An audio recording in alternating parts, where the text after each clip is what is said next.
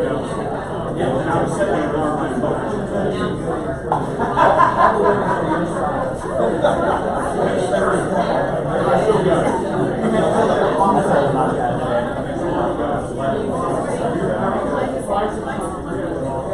are we?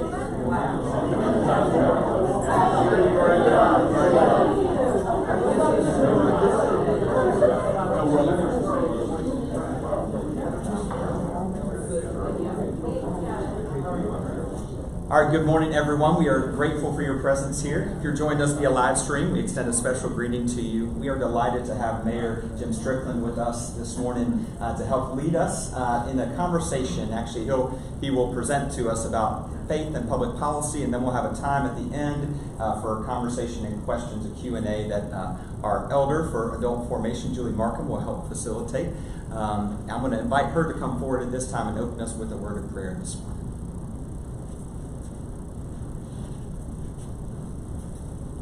Welcome, everybody. Please join me in a word of prayer. And I always start prayer with a breath or two of silence, so don't be alarmed. We'll do that, and then I'll open this.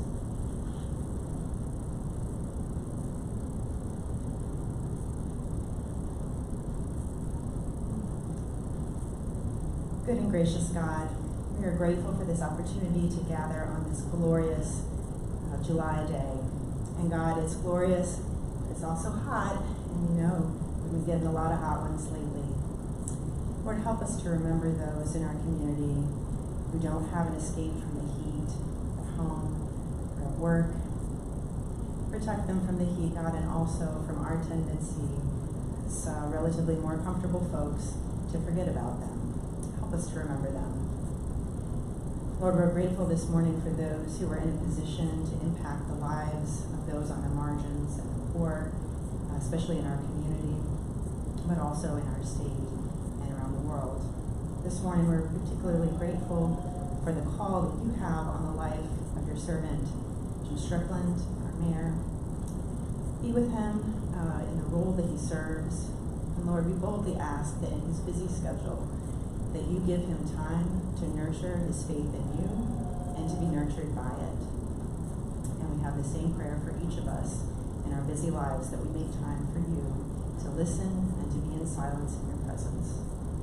Give us ears, curious ears, to listen to what the mayor has to share with us this morning, and gratitude for his service. In the name of Jesus Christ, our Lord and brother, we pray. Amen.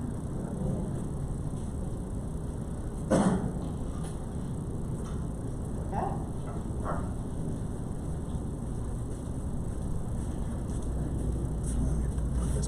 Yeah, we'll put it on your top.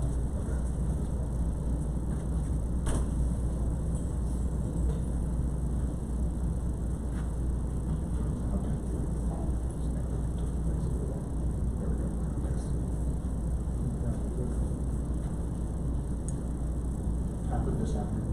Sure. Good morning. Good morning. It's good to see everyone. It's good to see people in person after we've had a rough couple of years. I've got a hodgepodge of different speeches, so I'm going to, because the topic is kind of unique.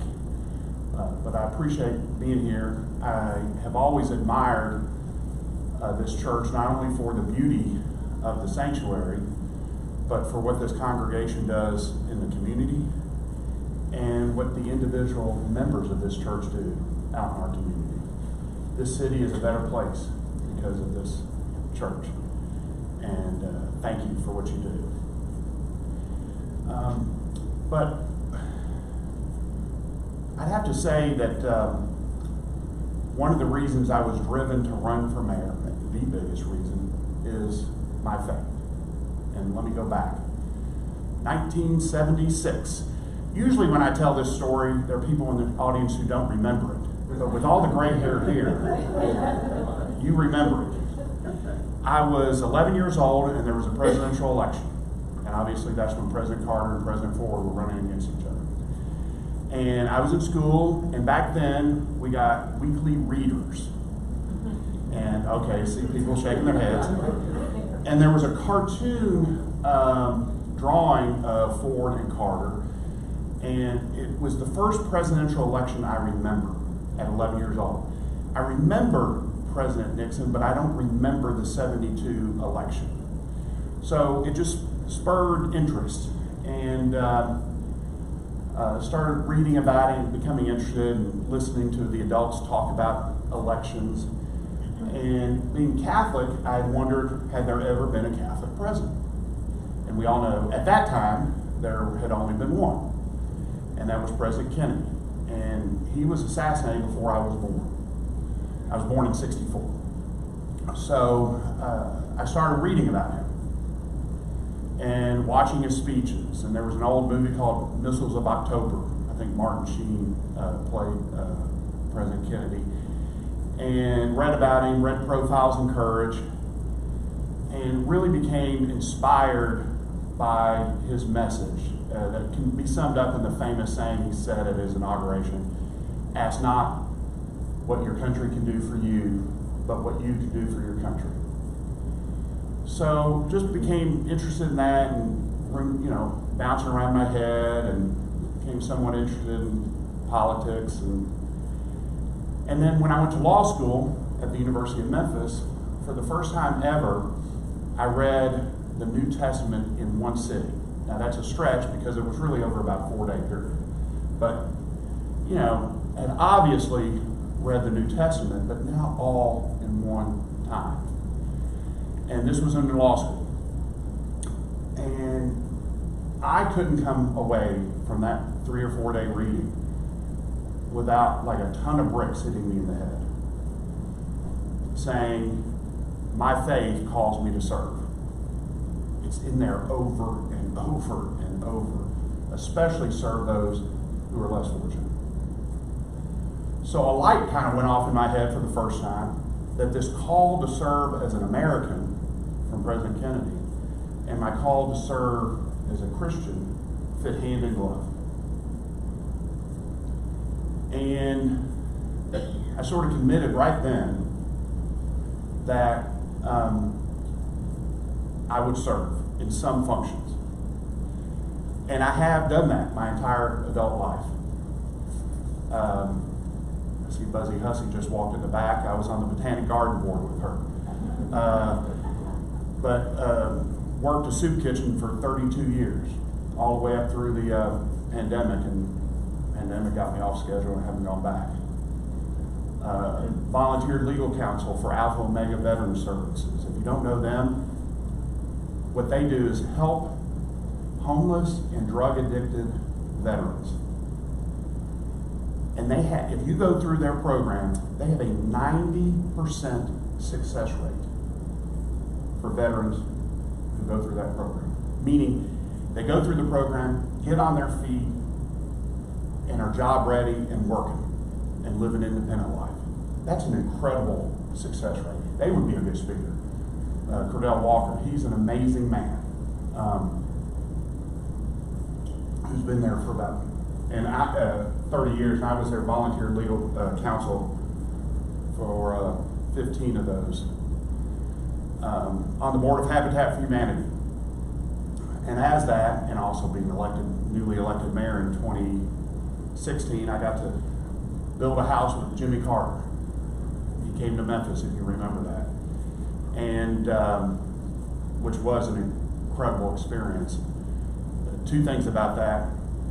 Jimmy Carter is no shrinking violet, even at whatever age he was, late 80s at that time.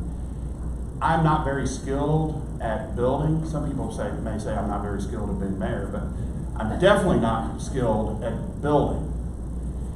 And I don't know what I'm doing, and he let that be known pretty quickly. Do that. I mean, it was like, I think he was a commander of a nuclear sub, and you could see that. I mean, and it wasn't just me, he was bossing us all around while he was out there hammering. Another funny thing is that Garth Brooks and Trisha Yearwood were working in the same house. There's only like 20 people in this house. I didn't recognize them. Because Garth Brooks to me was just a kind of a stocky guy with a ball cap on, and at lunchtime, President Carter had a press conference, and somebody came up to me and said, "Man, pretty cool that you got to build a house with Garth Brooks and Trisha Yearwood. I said, they're here? And it's 20 people in a room much smaller than this, but I mean, they just fit right in, and I've kind of admired them for doing that. They work hard, like all those volunteers. As a side note, I got to go to a ribbon cutting sort of yesterday where they just finished 13 new houses. They've built over 400 houses. They're about maybe 500 houses. Next year they'll celebrate their 40th year in Memphis Habitat for Humanity. So I think, I was just called to serve, and it's not just a Democrat thing. President George H.W. Bush, after he was president, wrote a note to one of his granddaughters, and in it, you remember the 1,000 points of light, and which was a challenge to serve. And he said in there that there cannot be a definition of a successful life without service. And that resonates. I totally agree with that. To me, it would be an empty life if you didn't serve. And then Dr. King, the night before he was assassinated, gave a speech here in Memphis that we all know about. But in that speech, he talks about the Good Samaritan and the parable of the Good Samaritan. And I'm not going to preach here, but we all know that story. And some good people saw the injured person, and they kept going. They didn't know how that injured person got there. And if I stopped to help that person, I might get beat up too and robbed. But what Dr. King said really resonates to me, that the first people who went by there thought, if I stop, what will happen to me? What the Samaritan said, he flipped it. If I don't stop, what will happen to him? And I think that's the whole message of that parable. And that's one of the many stories in the New Testament that challenge us to serve and help others. And this church embodies that spirit. So again, thank you for doing that. So I'm also going to start talk about what we do at city government. But I really do believe that basis of what I just talked about informs everything that at least I do down at City Hall. Although filling potholes is hard to, there's not a message in the New Testament about filling potholes. I couldn't fill a half hour talking about just that first part, so I'm going to talk a little bit about what we do at City Hall. When I first got elected, I committed to really focus on core city services.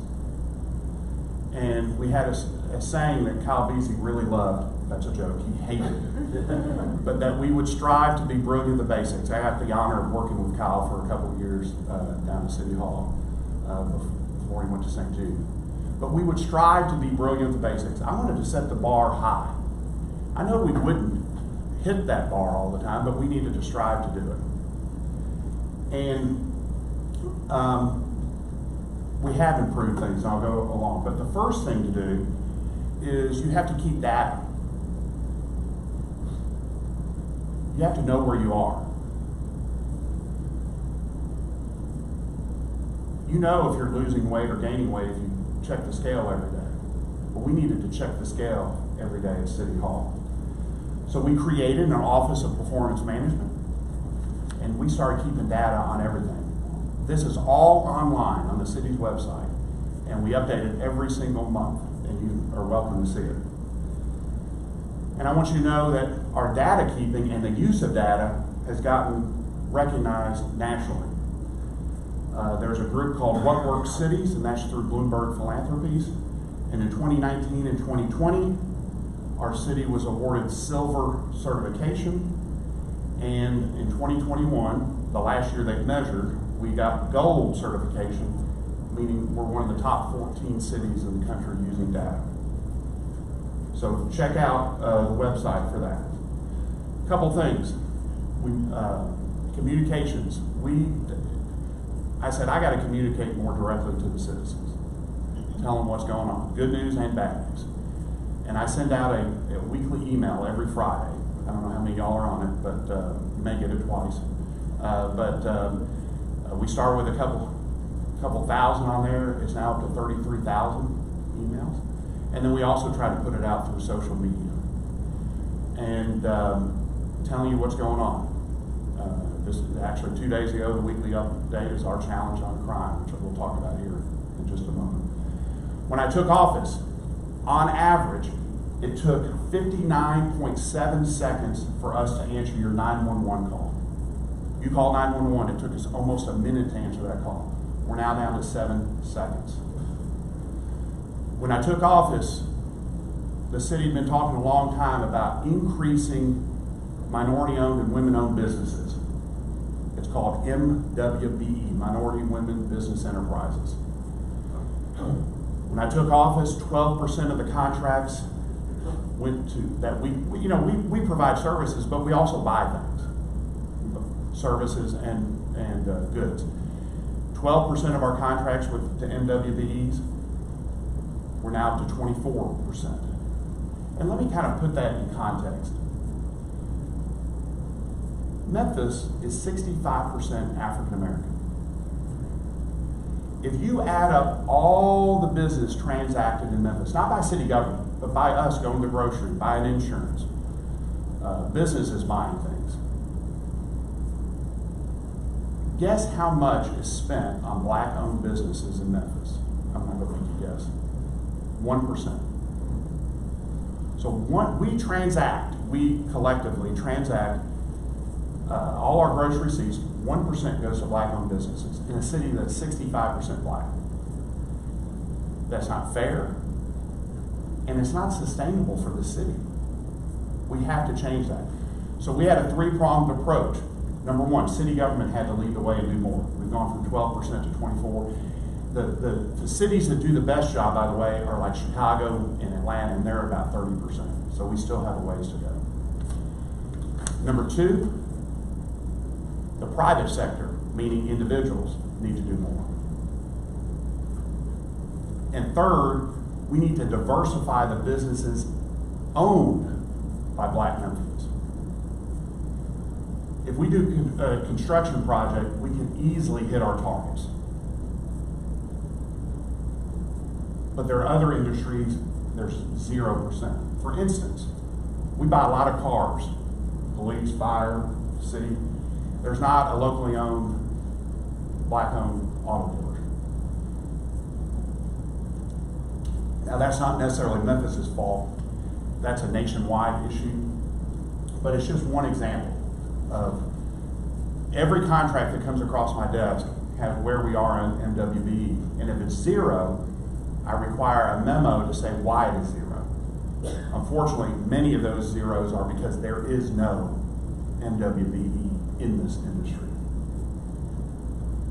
Memphis Animal Services. When I took office, the live release rate, how many dogs and cats got out of there alive, was in its teens. We've gotten it over about 90%, 88 to 90%. They totally turned this around. A couple of years ago, we were recognized as one of the top partners from a national organization in improving shelters. We've had significant increases in police and fire recruiting. We keep track of that. I'll talk about that in a moment. For the first time since the 1960s, our fire department is rated ISO 1. This is an insurance industry rating, which is, I think, the only group that rates fire departments. And we said we were always 2 since the mid-1960s. Our new fire chief, Gina Sweat, who's a wonderful person and an incredible leader, she said, I want to be ISO 1. I said, what resources do you need to get there? We got it together. It means we're in the top 1%. For you, what it means is we respond to fires and medical emergencies in a timely way. Youth programming and library attendance, pre-pandemic, had virtually doubled, including our community centers. Pandemic obviously shut that down, and we still have not gotten back to where we were pandemic, and you can see the charts online. But we're aiming to do that. Paving.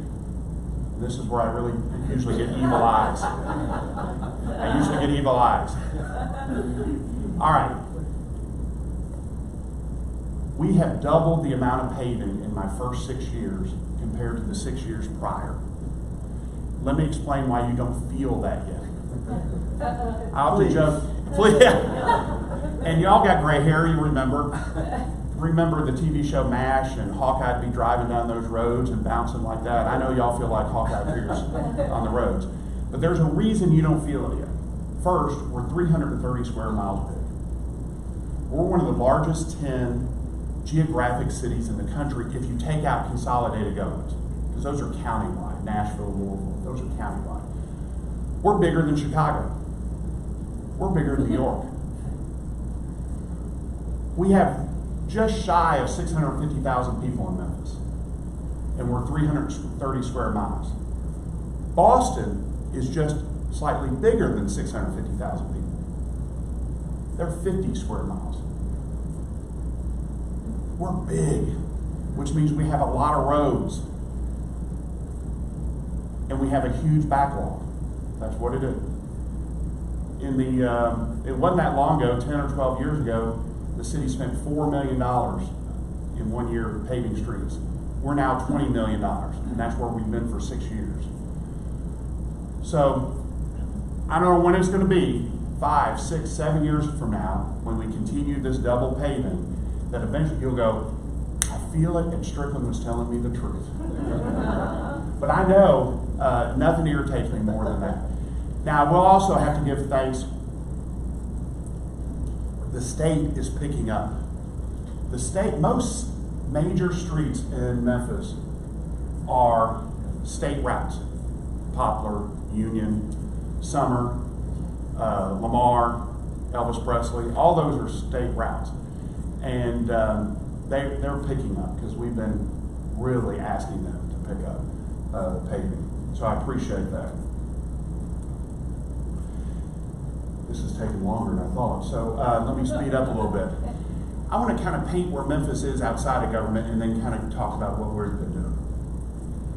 Memphis is an opportunity city. Right now, we have 10,000 open available jobs in the private sector, right now, including within city government. And in Memphis today, we have a free adult high school.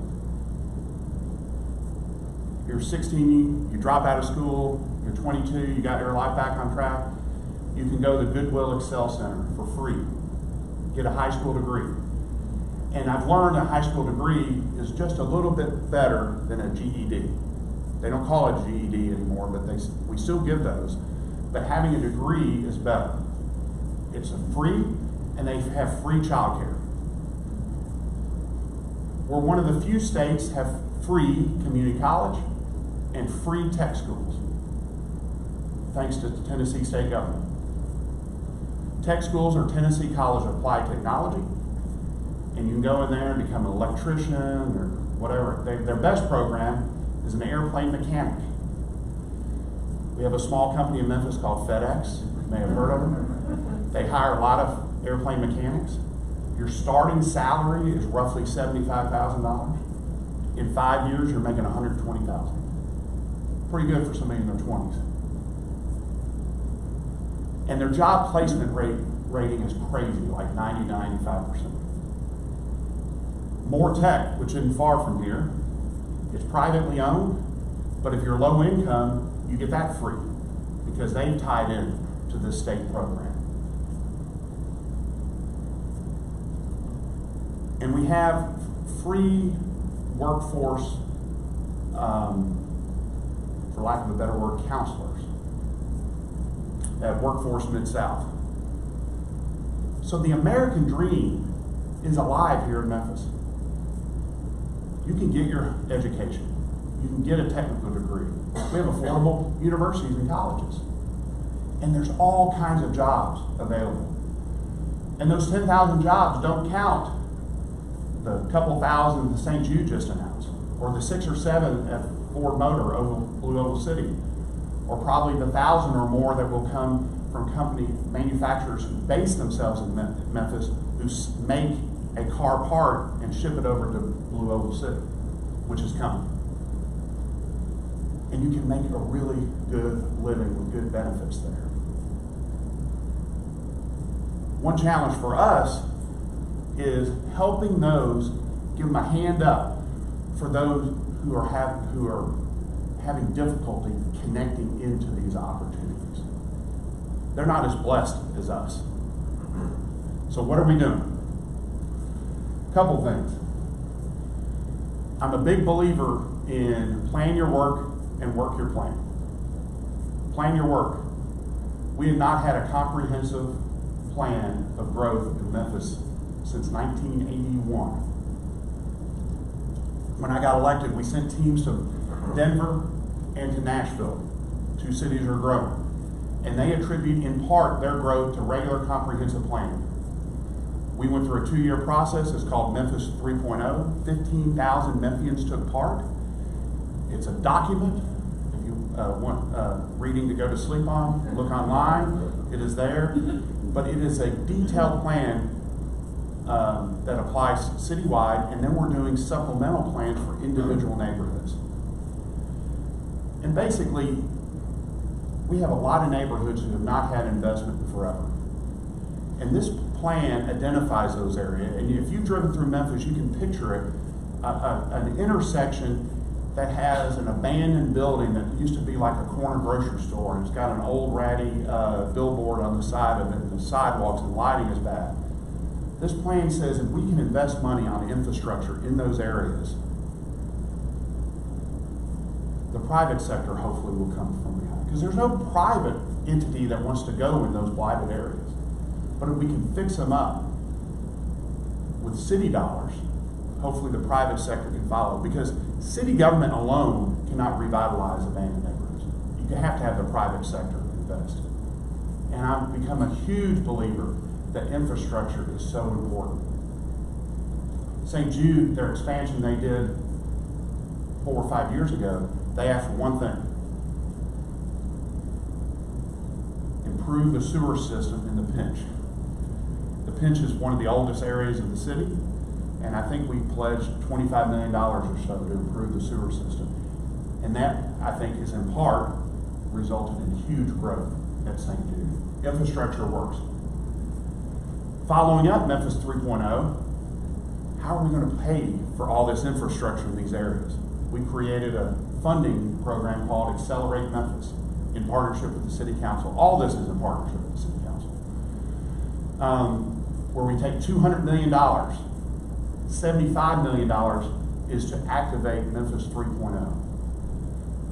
And we're having more meetings with neighborhoods on what part of the infrastructure in these certain, I think it's 10 neighborhoods that are going to get like $4 million of infrastructure in these places to build them up. And then other areas get less money to activate 3.0. $75 million of that also is going to our park system. Half of that for deferred maintenance in our parks, and half of it going to new facilities like a new Pine Hill Golf Course, new community centers, Ed Rice Community Center, Geisman Community Center. Really investing more money in our parks than we've ever invested. One of the challenges for people getting connected to all the great opportunities in Memphis is literacy. Pre-pandemic, the 3rd grade reading level in our schools was 25%. First year of the pandemic, it was 11%. Last year, it was 18%. I'm a firm believer that pre-kindergarten works. The data shows you that, plus our everyday experience. Everyone in here who has children or grandchildren, and y'all could afford pre-K, I bet every one of them went to pre-K. Mine did. It works, but not everyone we don't have free pre-K. Well, we did. Now we do. We have universal pre-K for the first time ever in our city for people who can't afford it. Now, that's an investment we're not going to see the benefit of for 15, 20 years. But kids we've got to get the literacy rate up. Transit, public transportation, another barrier for people to take part in this. If you can't get to the training opportunities, if you can't get to the jobs, you might as well not be there. 15% of our population doesn't have regular access to transportation. And our public transportation system is very bad. Now, it's bad for a reason that many people don't realize. I used to hear it all the time, well, they're inept, they don't know what they're doing. I'm not saying every organization can improve, but we don't have a poor system because they're bad. We have a poor system because they're grossly underfunded. Two things, we're 330 square miles big. In Boston, with the same population, they're 50 square miles. They all live on top of each other. It's easy to run buses up and down the streets. It's hard in Memphis. And per person, we invest less in our public transportation than any major city in the country. So we underfund them and we give them a big area to serve. That's why we're bad. Several years ago, we created a plan called Transit Vision that gave us a roadmap to improve. And in rough numbers, basically, we put $30 million in their operating, and we need another $30 million. And that's going to get us an adequate system. We're not going to be best in class, but it's an adequate system. When I took office, we were at about $24 million contributing to MATA, and we got it up to $32 million, but we needed that. How do we get that other $30 million? Well, we came up with the first time ever our administration came up with a dedicated funding source for public transportation. And it's the pilot roll-offs. Meaning, when company ABC comes to town and says, we want to give you 400 jobs, but you need to freeze our taxes, and we freeze them for like 10 years, that's a pilot. When that stops, the 11th year, they go back up to paying the full amount. When those pilots roll off, that's what's now going to be put into transit. And then thankfully the county commission then followed our lead, and by 2030 we're going to get funding. We're going to fully fund Transit Vision. And that will help people connect into all these incredible opportunities. Last thing I want to talk about, we got some federal funding last year called the American Rescue Plan. And we used it to start and enhance programs that help connect people to these incredible opportunities. We did it with 4 groups. Number 1, teens who lost out on in-person school for a year, lost out on after-school opportunities, and lost out on positive adult interaction outside of their own family. So we took the Boys and Girls Club program that they do at Craigmont High School. In school, after school program from like 3 to 8. You don't have to leave, you don't have to travel, it's right there in school. Helps you after academics, just letting kids have fun. Even there's some job training work that goes on there. At Craigmont, they had it for 4 years. 100% of the kids who went through that program graduated college, and 100% of them went on to higher ed, got a job, or joined the military. We took that federal funding and expanded it to 10 additional high schools last year. We have 30 public high schools in Memphis. I wish we had funding to get in all those schools. Kids need something productive to do when they're not in school. And Boys and Girls Club, and they're not the only great group, but Boys and Girls Club has demonstrative success rate. Second group, we created the I Am Included program. I Am Included serves those teens who are deaf and hard of hearing, blind or visually impaired, high functioning or developmentally delayed, and we will include even more students. Job skill readiness is a large part of that program. Third area, for those in our community who need a helping hand and a second chance, have a criminal record or some kind of drug dependency, alcohol dependency, we created reentry programs in 2016, my first year in office. We partner with faith-based community partners, and we have the classes at their church locations.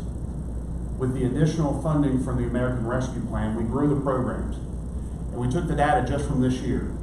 From January through June of this year, we had 206 men and women graduate. 105 of those are now employed, 14 of which are in city government jobs. Since 2016, we've helped 179 individuals reinstate their driver's license. Basically, we raised private money to pay off their fees. And we've completed 2,889 expungements to help clear their record. Another related program is the Public Service Corps. This program targets those having difficulty finding a job, specifically those with criminal records, and we've loosened our hiring criteria to be able to get people in this program. And we offer them part-time employment opportunities to serve the community through various blight remediation efforts around Memphis. The end goal is to transition them to a career or an education opportunity. Basically, get them on their feet, put some money in their pocket, and get them to a career. And we've had success there. The challenge is we have positions for 100, and we're struggling to get more than 25. So if you know anybody who's can't find a job, send them us, Public Service Corps. Unless it's an extreme crime, we'll hire them. The fourth group that we've helped with this ARPA money and our own money, we recently launched Opportunity Memphis R3, Rethinking, Rebuilding, and Rebranding. This program is geared toward opportunity youth, those who are ages 16 to 24, who are not in school and who are unemployed. 16 to 24, not in school, unemployed. We have one of the highest percent of kids in this group than any city in the country. They are completely disconnected. They're not going to our community centers. They're not going to our library for those kind of programs. They are totally disconnected. Now we started a program this year. We offer a guided path to further their education or prepare them for the workforce. This year, we graduated 29, with 24 of those now either enrolled in school, awaiting admission, actually working, or have already gotten their workforce training. We had two that I'm particularly proud of. I went to the first, they were both in the first class, and this young lady, Kania Howard, she had trouble even looking us in the eye. Just real tough life circumstances. She graduated our program. She said, I want to start a career in the healthcare field. So we used the federal funding and paid for her to get a certified nursing assistant license. She went through that, graduated. I had the picture of her graduation in the newsletter a couple of weeks ago, and the way she holds herself is so much different than it was just a couple months ago, and she's already got a job. So in 6 months' time, she went from disconnected to the first couple rungs of the American dream. It can happen. We just have to sometimes help people get there. So many of us, to use a baseball analogy, so many of us were born on first or second, or some of y'all maybe third base. These kids were so far away from those circumstances. So we have to do a little extra to help them. So having a plan, working that plan works. All right, the last thing I want to talk about and then open up to any questions is crime. Somebody asked me yesterday, how's Memphis going? I said, I feel really good about everything in Memphis, except for obviously gun crime. In 2017, 2018, 2019, we were growing the police force and crime was going down. The pandemic has just unleashed things that it's hard to grasp sometimes. We can talk about those reasons. I do have some thoughts on what happened, but the bottom line is it's happened. And we've grown the police force from roughly 1,900 to 2,100 officers before the pandemic. And we've gone from 2,100 to basically 1,950.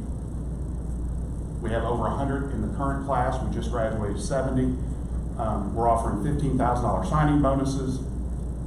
We're recruiting all over, including Puerto Rico, and we're working as hard as we can to rebuild. We've rebuilt the department before in the 17, 18, 19, and we're going to do it again. But that great resignation that's happened in the private sector has happened in government too. In fact, we've recovered less quickly than the private sector has. And gun violence has just skyrocketed. So, we do have a crime plan. The city has an overall crime plan that Bill Gibbons is in control of, and that is online. Operation Safe Community, it's on the city's website. I think it's on Bill's website. You can read it. I kind of see us, the city government, having responsibility for 6 parts of that. Number 1, rebuilding the Memphis Police Department. I've already talked about that. Number 2, tougher sentences for violent crimes and violent criminals. And we've had some success on that. Let me paint the picture, because unless you're in this world, you have no idea. The number 1 violent crime that we have in Memphis is aggravated assault. Now, when an average person thinks of aggravated assault, you think of me hitting Bill Gibbons. Maybe that's not what the first image you have. But that's what I think of. Somebody, not hitting Bill, I should say. But someone hitting someone. Oh, that's an aggravated assault. Or, the crimes are much worse than that. They are drive-by shootings. I looked at the actual, in 2021, I took every guilty plea and guilty verdict in criminal court for aggravated assault. Only aggravated assault. I didn't want to cloud it with any other crime.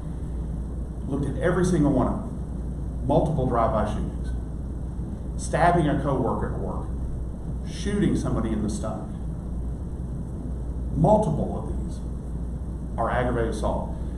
I never did criminal defense work. I don't understand if I shoot you in the stomach, it seems like I should be convicted of some kind of first degree, second degree, attempted murder or whatever. There's a legal reason why that's not the case, and I'm going to let Bill explain that to you in a later session. But just trust me, it's not the case under the law. So it doesn't make sense, but that's where we are. 2 things about that. Number 1, there's no automatic prison time for any of those. In fact, the law presumes that you don't go to jail, prison.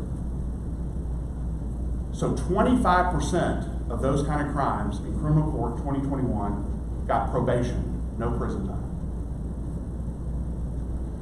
32% got sentenced to 3 years or less. But that's not 3 years. Under the law, you only served 30% of your time. So at most, those 32% got 11 months in prison. At most. Some got a lot less. So 25% got 0 time. 32% got 11 months or less. So most of them got a slap in the hand, slap in the wrist for shooting people, stabbing people, drive-by shootings. Now I'm frustrated because state law allows this. First of all, they allow almost the unlimited amount of guns on our street that humanly can be possible. In 2014, they let people carry guns without a permit in their car. And thefts from cars have skyrocketed to the point we had 2,000 guns stolen out of cars last year, and we're beating that pace this year. Police officers tell me clearly they're breaking into your car, including my car this past weekend, looking for guns. So please lock your guns up. There are devices you can put in your car that lock them up. People are putting them in their glove compartments, under the seat. if you watch the videos, they're very skilled. They break in the car, 2 or 3, boom, they're going through the car, next car. Please lock your guns up. So that's one issue. Second issue is we allow access to guns, but we fail to punish the wrongful use of guns. That is a horrible combination. It's one of the reasons we're the most violent states in the country. We pushed for stiffer sentences, and we got them done, called Truth in Sentencing. It's about 15 violent crimes, and if you're sentenced, you have to serve 85 to 100% of your time in jail. Aggravated assault, you have to serve 100% of the time. Good conduct in prison will get you down to 85%, which is very fine with me. The state of Virginia did Truth in Sentencing 25 years ago. Violent crime went down, and they're one of the safest states in the country. I hope over time we'll have that same result. Now, it's not perfect. That 25% of the crowd who got probation still can get probation. So it's a little loophole that we're working to close. But people have to pay consequences for violent acts, in my opinion. Third part of the program that we're in charge of is youth programming, giving kids something productive to do in school. We will continue to grow that and recruit more kids to take part. Fourth, economic development. People have jobs, they're less likely to commit crimes. We aggressively pursue economic growth as much as I think is fiscally responsible. And most of that is a trained workforce. If we have people with skills, technical skills, the jobs will come. And I've already talked about how we're trying to do that. Fifth part of our plan is giving people second chances. I've talked about that. Last part I didn't talk about, gun violence interruption. This is a program that Memphis has kind of dipped our toe in for many years through A.B. Wyrick's group. It is going to people who are the most likely to shoot or the most likely to be shot, intervening with them and give them a choice. We will help you get out of this life of crime or the people you're hanging out with. And if you don't, we got a special eye on you for punishment. It's worked in others. Pre-pandemic, Oakland reduced their gun violence by like 50%. Now, pandemic has blown all that apart. But pre-pandemic, it showed it worked. 8 years ago, Amy Wyrick started a piece of that called Focused Deterrence. In fact, we had a group there. We bring in 20 folks who are on probation. The state says you have to come to this. They've had violence in their past. And we say, hey, we know you're still hanging out with a bad crowd, but we can help you. And if you commit another crime, you're on the top of the list and we're looking for you. That program that we take part in, that she leads, has about a success rate of 60 or 70%.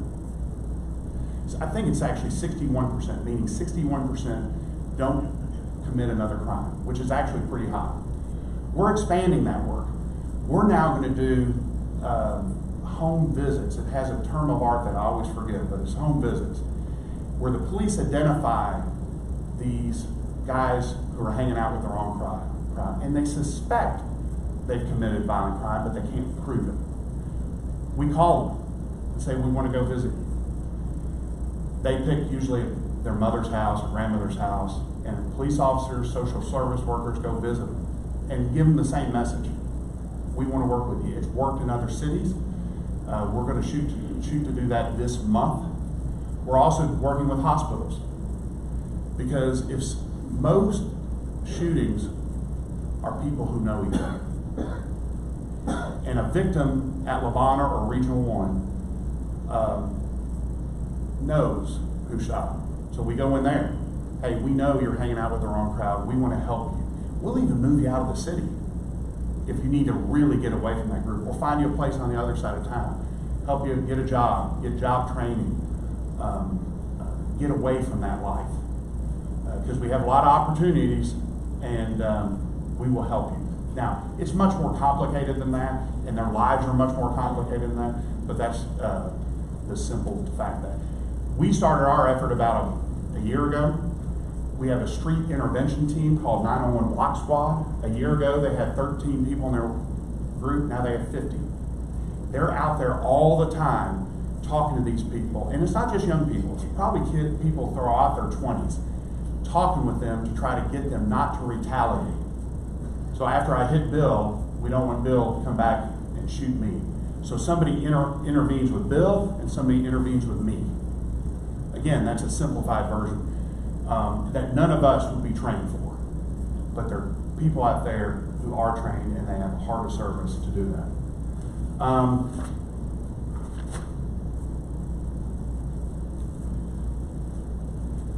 So to close out, our vision for 6.5 years has been to reverse the population loss that has plagued our city for more than half a century. Our vision has been to make Memphis a growing and thriving city, a city that has changed the world to continue to do so. Our vision is a Memphis that is prosperous, strong, and just for every Memphian. A Memphis that is safe, a Memphis that is teeming with opportunity for every Memphian. And we believe that we can provide better core services and invest in neighborhoods and infrastructure, then the private sector continue to take off and grow and prosper, and we can all multiply the momentum that we've got. So that took much longer than I thought, and I've only left about 10 minutes for questions. Well,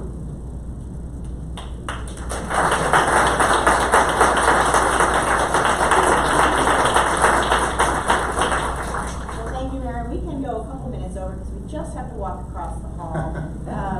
Y'all, I didn't have a chance to tell you before, but I have seen a version of this talk once before when you came to Grace St. Luke's and talked to the fourth graders for their citizenship breakfast. And y'all, fourth graders are totally disinhibited from asking hard questions. So the mayor can handle it. I've seen that in action. And so let's take a few now. Who has a question? Yes, sir. First of all, Jim, welcome to Iowa. We're glad to have you here. A couple of weeks ago, actually 2 weeks ago, my office in my house can overlook Peabody. And I heard all this noise and looked out and they were grinding up Peabody. They were paving Peabody. Tears of joy. So I walked out and started talking to the workers. My first question about paving to you is the asphalt being used, is it a higher grade than what's on there now? I don't know enough to know that. You're in charge. I don't know the difference in grade of paving. I will say, Peabody's an interesting case because we were going to pave it 3 years ago. And then MLGW, we found out, was going to cut it up. And we didn't want what happened on Yates. If you've driven down Yates, we pave it and then they dig it up. So I'm glad Peabody's being paved. It's not finished yet. Yeah. The second thing about paving is that the city, you, the administration, is there a concerted effort towards Nashville and the Shelby County delegation to get the money to pave Union and all these state highways? Is that Yes. going to be done? I can't promise when, but Poplar, the slow process that Poplar is doing, that's state. And that is a result, in part, from us asking the state to do more and more. I mean, the streets of Mariupol, Ukraine are in better shape. Right. But it is planning to be paid at some point. I don't know when. Like that. Yeah, the answer is yes. I don't know when. If you're asking about Union Avenue in particular, I don't know when. Is it possible for the city to pave the intersection of Union and Hollywood under the auspices of paving Hollywood and not Union? I don't know. That's a good thought. I'll ask about that. Yes, it's possible. The answer is absolutely yes, it's possible. Is it probable? I don't know. No one's asked. I'll say that. We'll see. I'll say that. I was so glad that when they started Poplar, they started East Parkway and Poplar. And I hear that Central and East Parkway is coming up. Central is an abomination. Yes. You So know Central will be done next year. I know that. In 2023. Hell, I buy a new car by then. We have another question over here. Hi, Mr. Mayor. I have two questions, actually. One is softball, and I'm not sure which one you'll recognize as a softball, but we'll see. So the first is, should you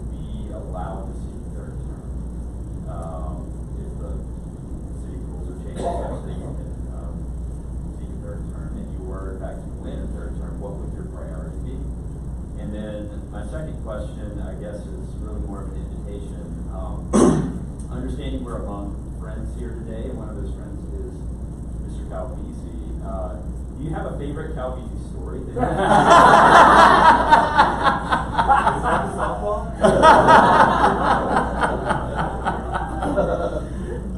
With the understanding it has to be sacred, sure. Then I have no story about it. On the second question, the first question, I don't know if, first of all, I don't know if it's going to pass or not. People love term limits. So, the old song, Que Sera, Sera, whatever will be, will be. And if y'all do pass it, I will go with gangbusters to try to get a third term. I haven't fully thought of what I do, but the same priorities we've had, which is rebuilding the police department. I want to be a 2,500 police officer. We were going that direction before the pandemic hit.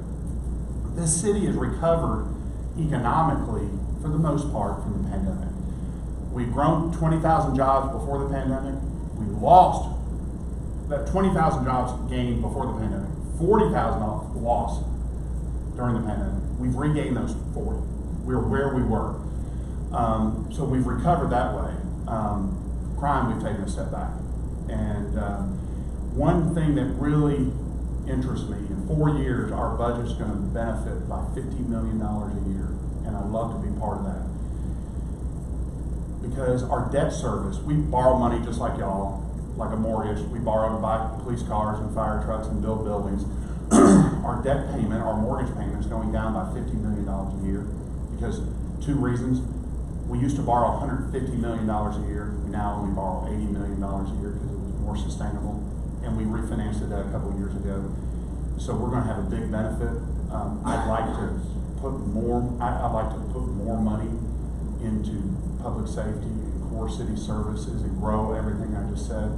We're going to lose that federal funding, that ARPA funding that we use for instance, the Boys and Girls Club program I talked about. That goes away in 2 years, because we've already been in 1 year. That goes away in 2 years. Somehow we have to make that sustainable. So what I would do is continue along the lines of what I've just said, because there's so much. I think there's been a lot of progress, but we have so much more to go. Jason? Hi, Jim. I too would like to hear some more stories about Kyle.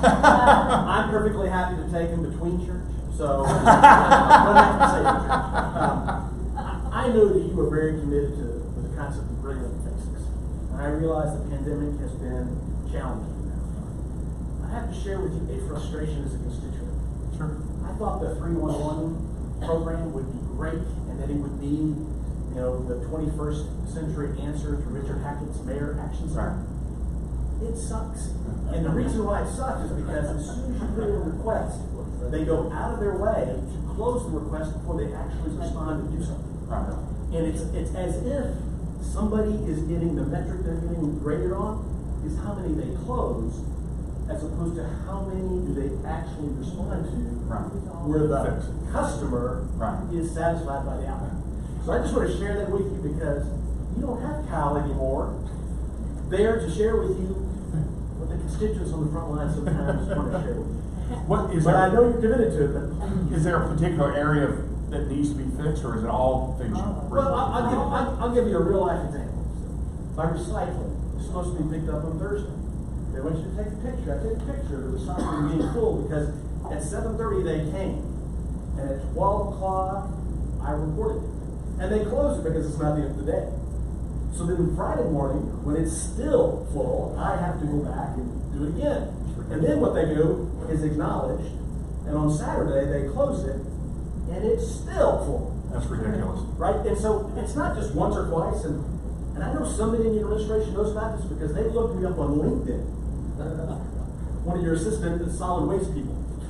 Here's the other problem with that. So you see a car blocking Union Avenue right there at the mall downtown. And you put in that 311 thing because it's a one-stop all, right? And what they do is, you need to call the police department and report that. Or you have a problem with the street light that's out. You need to call MLG&W to do that. So to be brilliant at the basics, there needs to be one place that a constituent can go to and then those folks are the ones who figure out who needs to get the request and sees that he's done. Yeah, you're exactly right. Thank you. I have time for one more. So, Have any of you all been to Portland, Oregon? Yeah. It's one of the cleanest cities in the United States. And it's why, friends who live there, they said there is a law that people cannot build outside the city in lots until the lots in the city are filled up. So you don't have all these deserted lots that just get trashed all over the city. I wonder if Memphis has decided to tackle some of that. But yeah, we can't do it that way. There is no way our state legislature is going to pass a law saying we can't build in the suburbs until we don't have, unlike Portland, we don't have an occupation tax. We don't have an income tax. Tennessee is a low tax state, which makes it challenging to give high quality service. One thing I'm proud of is we have not raised property taxes in my entire term. That also was a challenge, which makes me more excited to get that $50 million in 4 years that we can do some things. I can almost guarantee you, though, that we spend more money than Portland picking up litter, because we have more people littering than Portland does. The state handles the 240 loop. We used to, and we said, no, that's yours, you need to take care of it. You can start picking up litter at one part of 240 loop and work your way around, and within 3 days, it's trashed again. Fast food restaurants and convenience stores are our two big things. I asked us to price out, let me also say, we cut the lots of 9,500 privately owned lots.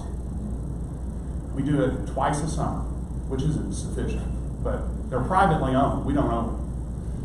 So I said, price out how much it would cost to cut those lots the way they should be cut, at minimum every 3 weeks, probably every 2 weeks. And then how much it would cost to really pick up litter the way it needs to be, like all the time. It was like a $35 million price tag. Our budget now increases between $10 and $20 million a year. A 1% pay raise for police and fire costs $3 million, 1%. And a 1% pay raise for every city employee is $4.5 million. Insurance goes up, health insurance, pension costs always go up. So I can spend $10 million of that growth every year just on employees, healthcare, pension raises, and that's modest raises. We had not given our retirees a cost of living increase in 8 years until this year because we just didn't have the money. I know I'm poor mouthing, but to come up with $35 million to really pick up litter is hard. We're also limited to a $50 fine from the state constitution that limits us to $50 fines. So we have all those constraints. What we need, we either have to pick it up faster or people need to stop throwing it down. And I'm frustrated like you are. I can fix what Jason said. I should be able to fix it. What you just outlined, I wish I could fix. I'm not sure I can without a huge tax increase or some help from the citizens. I think the last part, Jim, is the answer. Incentivizing people to do it on their own. Right. Pick it up. Yeah. Recognize those people. One thing we've done is we've created through Memphis City Beautiful program where neighborhoods will put a garbage can throughout your neighborhood if the neighborhood will promise to empty the garbage cans. So we have that partnership going. I think the first 50 cans are out there where the neighborhoods empty them, because that's the problem. You can put them up all day long, but somebody's got to service them. That's one way we're trying to incentivize it. But the major roads are a different thing. Nobody wants to, it's hard to pick up the interstate, but well, I'm Mayor's sorry. been very gracious, entertaining our questions, so thank him one more time.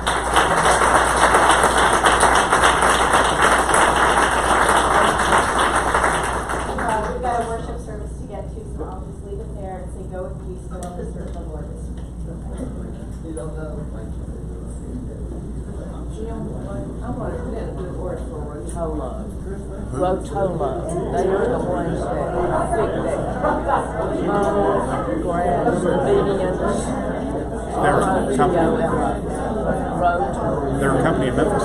Yeah, and they're contracted Oh, to good. the city. Oh, they do a And I'm good gonna put a good word good. in, so tell